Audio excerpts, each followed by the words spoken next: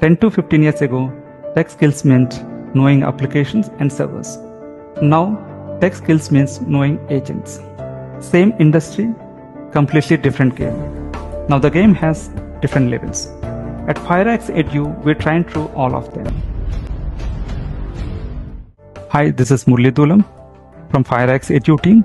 Till now, we have trained 5,000 members and 1,000 members who are working with top MNCs. So in this roadmap, first let us see one first module, Cloud Architecture and Administration, along with Azure and AWS. We are going to cover Cloud Adaption Framework, Well-Architect Framework, how to set up cloud environment, how to manage. And second module, we are going to cover AI DevSecOps strategies, how to deliver your applications and agentic related applications, and with security, velocity, and quality. We are going to cover that. Third module, you can see AI infrastructure, how to set up AI native applications at scale. We are going to cover with Docker, Kubernetes, and Istio Service Mesh, along with our agentic scenarios we are going to cover.